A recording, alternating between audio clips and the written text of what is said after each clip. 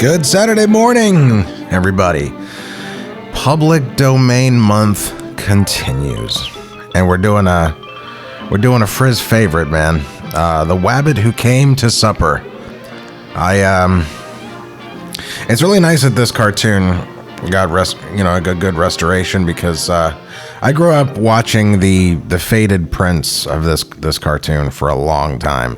This opening stuff with the forest, especially in the old days, man, in the 80s, in the syndicated days, this wasn't even the kind of thing that you would see on network TV or ABC or NBC, CBS, the major networks. It was always all this stuff in the forest.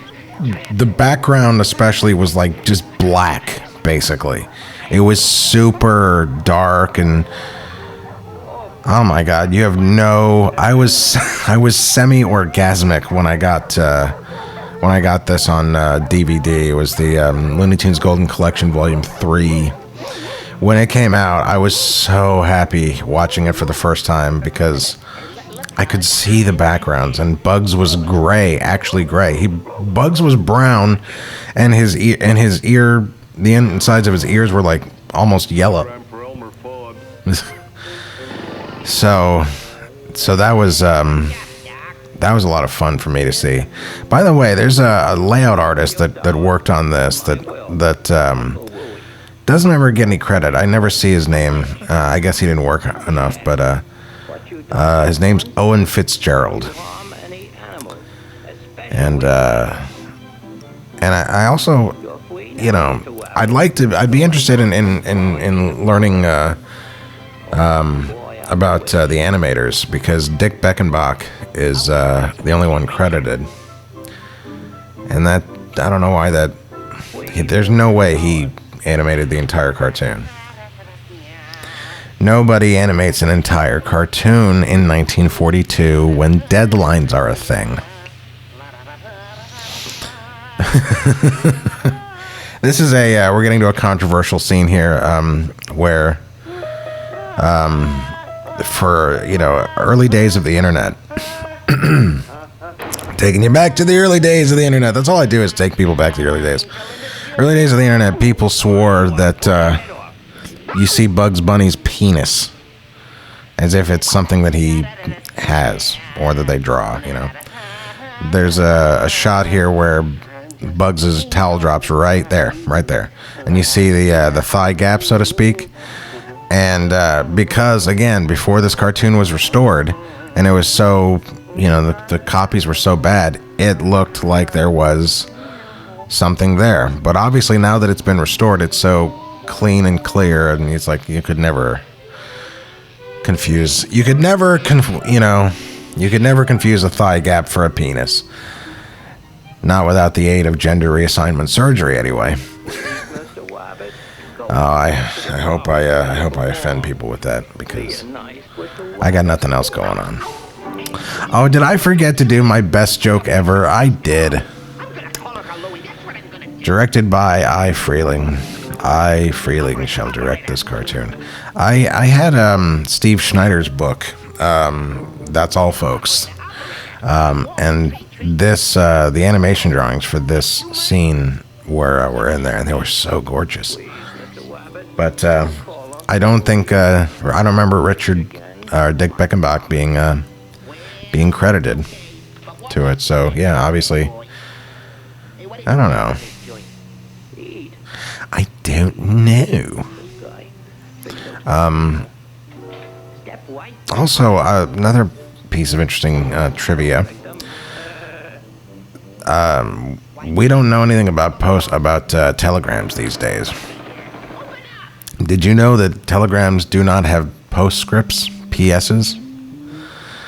Well, it's true. Oh yeah, this is where Bugs is vying for the Oscar. Understandable, by the way. It wouldn't happen for another at least 10 years. It was like 59 when they did 90 Night Bugs was when Bugs. I think Bugs got his first Oscar with that. I could be wrong. Also, this is the first cartoon where Bugs cross-dresses. you know, with that scene of him in the bathroom. They do it again in Hair Trigger, but as you will note, this is 1942 and Hair Trigger was 1945. You guys. So enough with the thinking that you're right about the things, because you're not about the things, right? See? So there. By the way, when he was on the phone and oh, is that you, Mart? How's every little thing?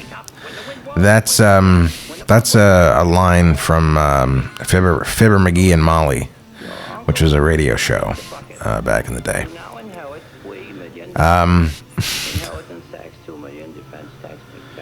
They did this premise a lot in cartoons. I remember there's a Tom and Jerry cartoon. I don't know. It feels like it's 40s, and it feels like, you know, around the same time. I'm not saying that they necessarily saw this, but